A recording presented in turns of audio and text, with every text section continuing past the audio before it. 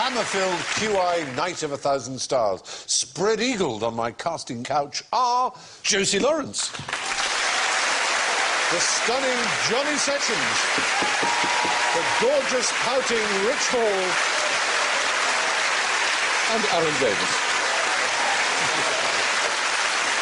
Well, let's see you toy with your globes, girls. See if anyone rings my bell. Rich. And Johnny. And Josie. And Aaron. Well, hello. Ding dong. Oh, there we are. Fair enough. And so to question one. What eat clothes? Ding dong. I don't know, I just wanted to do that. What eats clothes? Yeah. Moths eat clothes. Moths? Yes. Oh, no, they don't. They make holes in them, though, don't they? Not moths, no, they're larvae. Their little caterpillars do, but not the moths. You see? You see? Lava. So by the time you see a moth, It never it's eats too clothes. late. And you very rarely do. They're only a quarter of an inch long, the actual moths. Supposedly there are fewer of them due to synthetic materials, which they don't eat, and dry cleaning. If you dry clean something, it works as well as a mothball. Really? That camphor naphthalene smell. Yeah. I don't think I've ever smelt one. It's Have you not? horrible. It's like a dead Too body. young. So I've got a mothball in this hand and a mothball in that hand. What have I got? 2 mothballs. A rather excited moth. All right. Sorry, I thought you were literally asking. No, it's all right. I've never smelt a dead body either. No, I haven't. I've never seen a dead body. They say policeman things. Once you've smelt death, it almost never hideous. gets out of your nostrils. But I tell you something quite interesting. Yeah. Is that leopards eat rotting flesh. They don't mind it. Yes. Cheetahs will only eat fresh. Really? They eat when they've killed, there and then, and they eat as quickly as they can because otherwise a lion will come over and have it off them. Oh. But a leopard will drag something up into the tree and leave it there days on end, go back, have a bit more. Even if it's green and maggoty, don't There's care. a new theory about Tyrannosaurus rex being a scavenger, not in fact going and attacking big, hairy-assed monsters, but waiting until they were dead and rotting like an old Stilton, and then eating them. Yeah. In Jurassic Park 2, a Tyrannosaurus rex eats a man who's sitting on the loo. That's right. Do you think that's inaccurate, then? No, yeah. Well, it is. Yeah. But he's an accountant. He's an accountant. Well, there you are. Yes, moths don't eat clothes. Their larvae do. They're caterpillars. Anyway, next question is why butterflies? Wow, that's a short question. Isn't it? 2 words. You mean why are they called that? It doesn't actually mean that. No, it means why do they exist? Why are they? Yeah. I think it's evil to put a food in front of any bug, to name it like a butterfly. Because I would eat butterflies when I was a kid, because I thought they had butter in them. And honeybees. There are 2 theories as to why. And a hamster.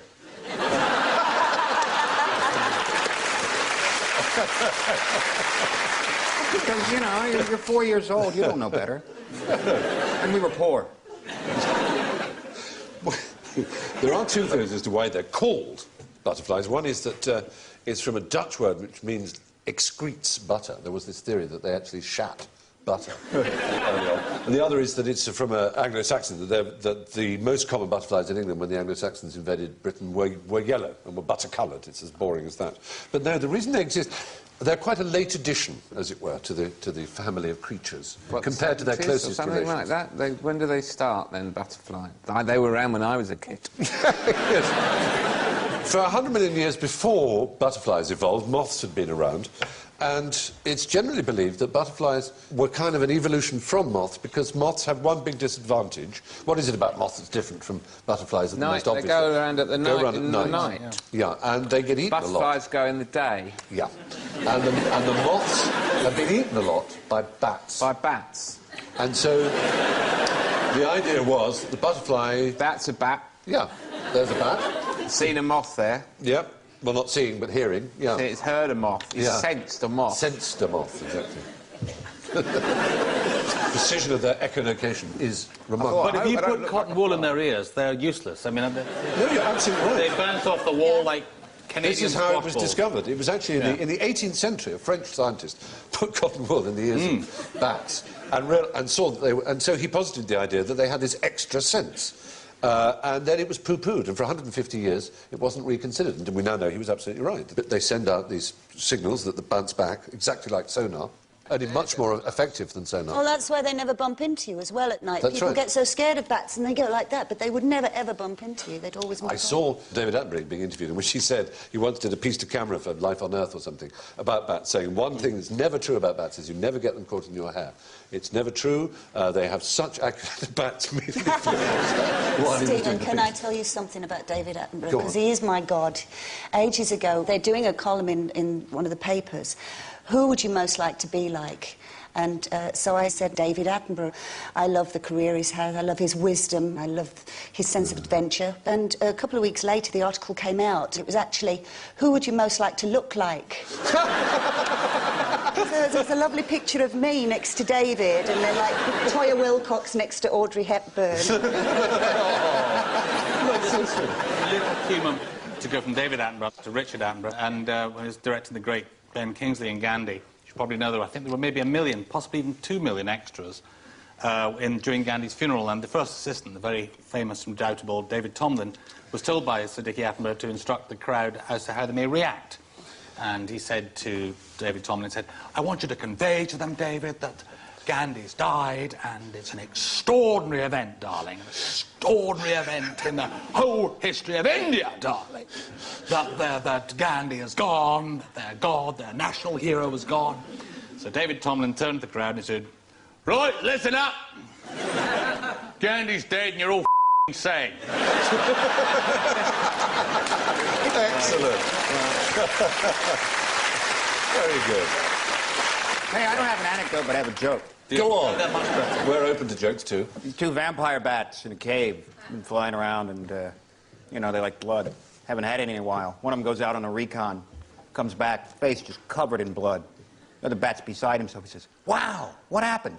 And he points to this village, the bat. Well, he flaps to it. You know, he says, see that village over there? And the other bat says, yeah. See that steeple? Yeah. I didn't. No, so moths had to devise strategies to beat the bat.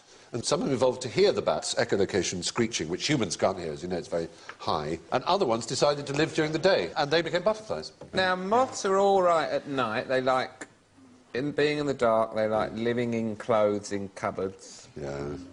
So what is this thing they have about candles and... Isn't it mad? I agree with you. The light in the porch, There you for are. example. You're a Mad for nocturnal that. animal, and you are attracted to light. Well, then get up in the morning. Get You'll up. have lots of it. Another question. Compared to bats, do owls ring any bells? Josie's ringing a bell? Yes. Well, it's like what we've just been talking about, I think. It's something to do with sonar. You're absolutely right. Why not have a point? Oh, thank you. When it was they first tried to experiment with how bats could see so well in the dark, they put owls and bats in a very, very dark room with some bells hung from ropes. And if it was slightly low light, the owls could see well enough to avoid the ropes. But if it was pitch black, they would fly into the ropes because they couldn't see them. Whereas the bats, if it was pitch black, just flew around and didn't ring any bells. And so that's how it was first seen, that bats could completely manoeuvre in the dark without bumping into anything. So the flatter an owl's face, the bigger a bell it's run into. Yeah. Yes, probably, exactly. That's why it's called an owl. They are... Ow! I have an Arga. Yes, I know, I should be shocked, but I do. And it kept going out. And I got the Arga person to What, come down and look the at shops, or...? You're out shopping and you see your Arga. You rush over and just as you get there, it's not there and you keep losing it. So the Arga man kept coming and he kept saying it's perfectly fine. And it kept going out again. So eventually he said, I've got to stay overnight, he said. This wasn't, come on. Just said. Because he would come during the day, light it was perfect. In the morning, I'd ring him up and say it's gone out overnight, and he couldn't work it out. And what it turned out was it was an owl would roost on the top of the cowling of the flue, because it liked the warm air up it or whatever, and it would cover itself over it, and it would block it out and stop it. So it's a safety device if you block the chicken. The chicken? If you block the... The chimney of an argument goes out. Anyway, that's my owl Argus story. Wasn't worth telling. I'm pissed. Never mind.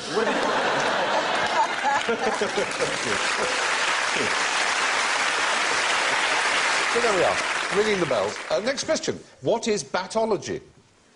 Batology. There's the word on your screen. What is it?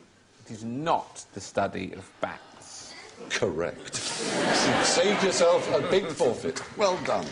There you are. Will you give us a clue, or is that It's a not allowed? fruit. Batology is the study of a particular fruit. A fruit that has two words for it in English, both of which begin with B.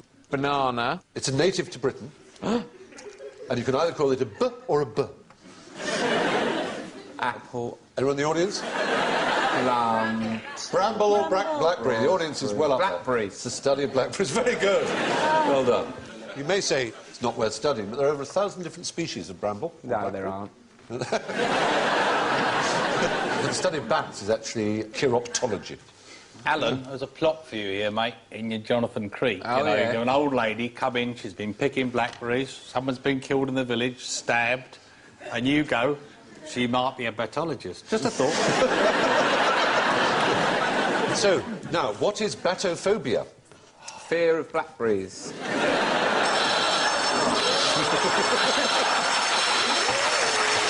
Oh, dear. I'm sorry. You ought to be right. You ought to be. Surely no one's ever had fear of blackberries. Exactly, so it isn't. Now, batophobia is actually it's a fear of being close to tall buildings. Panic attacks, irregular heartbeat, sweating, nausea, and an overall feeling of dread. I've got it. Yeah. Other phobias like that are bathophobia, the fear of depth, Alan. The fear of profundity of any kind. No. What is batology? Batology, spelled thus. Batteries, the study of batteries. No, it's not that. Nice thought. It is. There's no other word in English with B-A-double-T at the beginning. Battle? Battle is the other one. Baton? Batten. It reminds me of... Batten down the hatches is another one. Batten, Apart batter. from those It three. reminds me of the story of someone who was saying that sugar is the only English word that begins with S-U, but where the S is pronounced sh, and someone called out, "Are you sure?" Batology means pointlessly repeating the same thing over and over again. Oh, my God. Batology means pointlessly repeating the same thing over and over again. Some people do that, don't they? I've got a friend who always repeats himself. His name's Dave, and we call him Dave Jarvu. Oh, very good. Very good. Is Dave aware he does it? Have you told Yeah, him? because people said to him, "You say everything twice, that's why we call you Dave Jarvu." I see everything twice. I see everything twice. My brother Dave has- Jarvu, they call me Dave Jarvu. We're moving on to births, but first Swedish girls. What happened to every 8-year-old Swedish girl in the year 1994? Young Rich. From what I understand, there were no 8-year-old girls in 1994. Because in 1986, every child born in Sweden was a boy, just purely by pure law of A genealogical freak. No, let me give you the answer, which is that they had their 9th birthdays. If we believe the official statistics, all right, there were exactly 112,521 8-year-old girls in Sweden on the 1st of January 1994, and there was exactly the same number of 9-year-olds on the 1st of January 1995. And this is unique in statistics, because none died, none emigrated, precisely the same number survive a whole year. But in Britain in 1994, you might be interested to know, there are an astonishing range of accidents reported by the Trade and Industries Consumer Safety Unit's Home Accidents Surveillance System report. 8 people in the UK in 94 were injured by placemats. 13 sustained cruet injuries. 5 were wounded by dustpans. 8 suffered as a result of a bread bin accident. 5 were hurt by sieves. 14 fell foul of a serving trolley. 17 were treated for injuries caused by a draft excluder. 476 people were injured while on the lavatory. There you are. Underwear hurt 11 people. How many of those people were drunk? Well, exactly. That's a very good point. Well, how many of them were sexually experimentative, as it were? You know, because the doctor, I was just sitting down in the nude, and this cruet happened to get stuck. That's why in the hospital they use acronyms for, you know, like GOMER, which is get out of my emergency room. Oh, really? Or SARA, which is sexual activity-related accident. It's called a SARA. There's an acronym they have in my part of the world, which doctors apparently put on patient notes, which is NFN, which stands for Normal for Norfolk. Yes. On the positive side, 1994, tea cosy damage was down from 3 in 93 to 0. So we cleared up the menace of tea cosy damage. Who knows? Who knows? People don't use them very often, do they, nowadays? No, because they're so dangerous. Lethal. Lethal. Now, what was the biggest tourist attraction in Canada between 1934 and 1943? Ding dong. Ah, beaten to the buzzer by Leslie Davis. Niagara Falls. Oh, dear, oh, dear. Oh, no. Canada's a relatively young country, and I'm not sure how much of it there was at that time. Was it finished by the 30s? As it were, I think more or less, yes. Because Alberta's only about 80 years old. I know the story, I know it. Yeah. Yes? It's a really sad story, Yes. actually. Oh, yeah. And didn't they have sextuplets or octuplets? Quints, in fact. Quintuplets. Quintuplets. Yeah, absolutely right. And everyone came to see There they them, are. and they were taken away from their parents and made to live in a house across Exactly the road. right. Exactly right. It was the Dions, they were known as. There were these 5 girls who were born from a single egg to a rather poor family, and the father started talking about exhibiting them himself because they were very famous. In those days, before all kinds of fertility treatments, it was much rarer to have these kind of multiple births. So the government took over and put them in a hospital, and then slowly the hospital started to admit people, and it became the single biggest attraction in Canada. But after 9 years, the parents successfully got their girls back, but at the age of 18, they all left. 2 are still alive, but in 98, Mike Harris, who was the Prime Minister, travelled to apologise to the 2 remaining ones and give them $4 million as compensation and apologise on behalf of Canada. 4 million Canadian dollars. Canadian dollars. Not the US dollars are exactly worth singing Throw about them a these bone. days. Alan, question for you. Name all the events at the first recorded Olympic Games in the year 776 BC. Discus. Have another go. Javelin. No, try harder. Hammer. Oh, dear, No, I think that way madness lies. Running. Yes, but running is the answer. Running, there's It's running. just one race. Just one race. And if you get the distance, I would be astonished. 200 metres. That's damn close. It's unfair. It's very unfair. I think you've taken enough forfeits because there was just one event and it was 192 metres. Which is the modern equivalent. It's a stadium, which is the length of the stadium. And that was the only race in the first Olympic Games. That was the Olympic Games. The first recorded one. Yeah. But they later developed, and indeed included discus and javelin and all wrestling and boxing and all the things you've mentioned. But unfortunately, the first recorded one was just one. When was the first recorded one? 776 BC. Now, the next question, which is a subsidiary to this first recorded Olympics, is what was the naked chef doing there? Ding dong. Yes. Is that a response to the buttocks or Yeah, the fine pair. for war? Naked cooking for the athletes. No, not quite. Preparing meals for the judges. Selling food to the audience. Won the race. Yes, quite right. The winner was a cook. Yep. His name was Cororibus of Elis, and he was a cook, and like all the contestants, was naked. They all ran in the nude. All ran in the nude. In the How nudie. wonderful. Even the trainers. I would like to have seen the triple jump. What about the pole vault? Oh, don't. Cororibus, of course, won by a short head. No, after his final spurt. No, shut up. Now, why is a marathon 26 miles and 385 yards long? I feel a trap coming. There's an utterly preposterous myth that it is the distance run from the Battle of Marathon to Athens. The myth is that it was a man called Pheidippides Yes. who actually conducted the run to convey the news Yes. of the battle. Yes. And in fact, it was the Battle of Snickers, not Marathon. Exactly.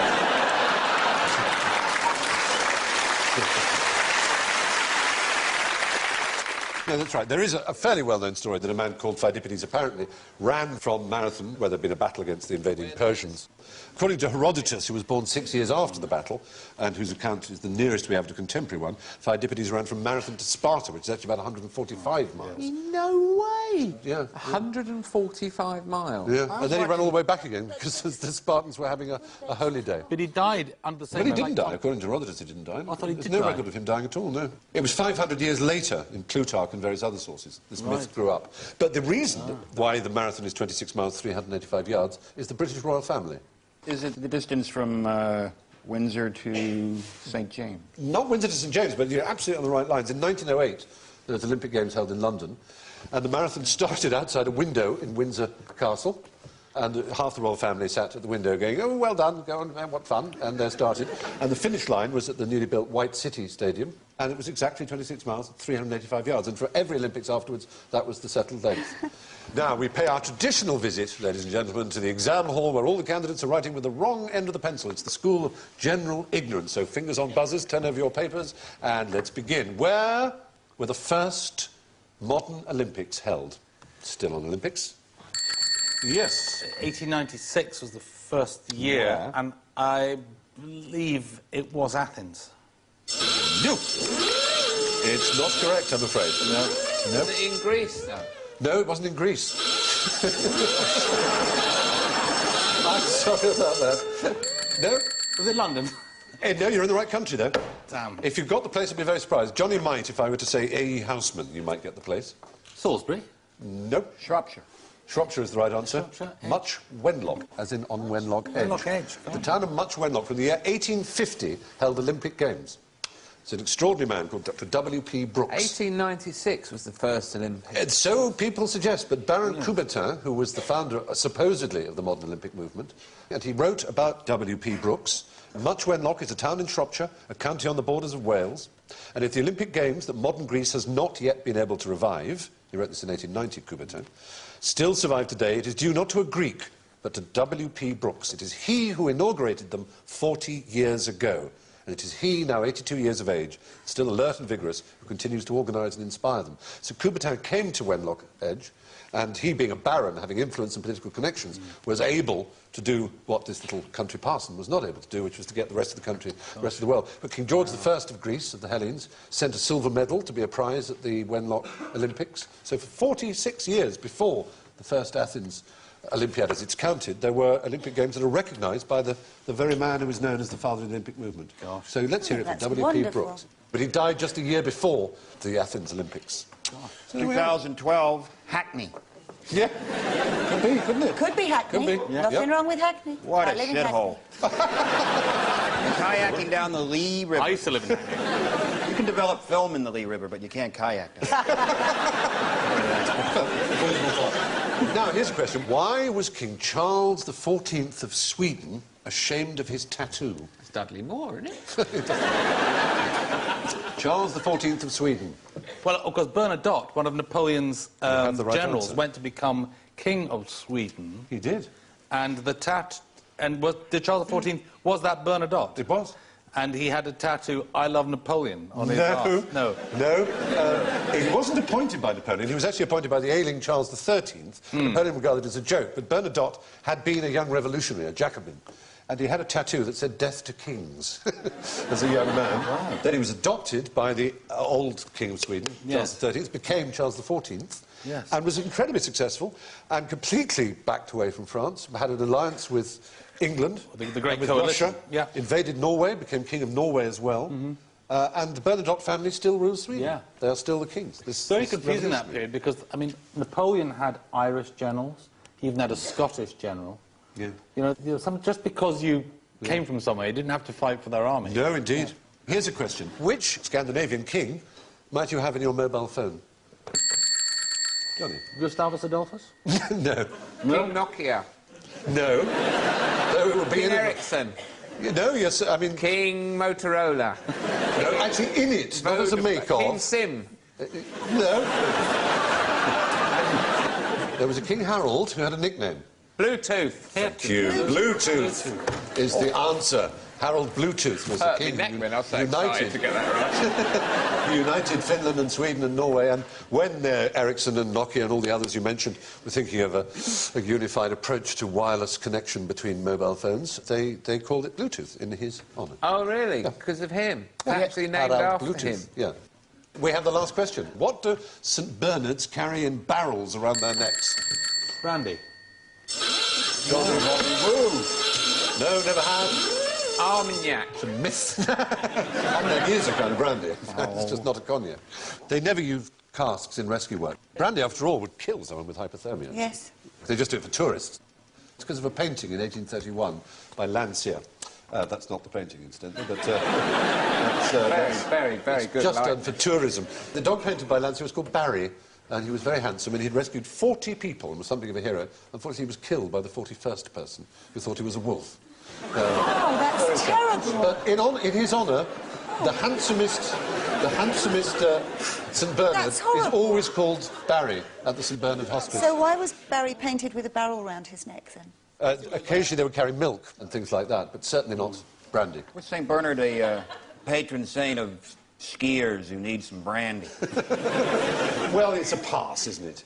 It's a pass between Italy and I tell you what is a Switzerland. really good patron saint, and it works, is St Anthony, the patron saint of lost things. Yeah. If you lose something in the house and you just say, please, St Anthony, will you help me find this? I guarantee, because it's happened with me with keys and everything, in about half an hour to an hour, you find whatever... Bullshit! It's not... I'm sorry. Something tells me it is so much arse. Anyway, that's it, ladies and gentlemen. It's time for the bittersweet business of the scores.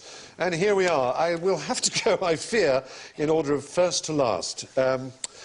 Tied in first place are Josie and Rich with 4 points. How about that?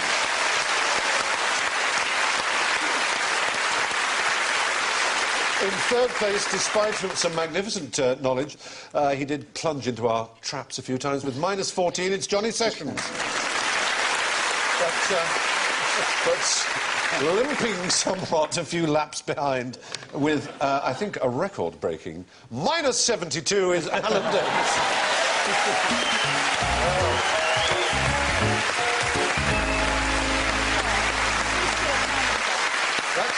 That's all from Rich, Johnny, Josie, Alan and myself. I'll leave you with this quite interesting thought. Good night.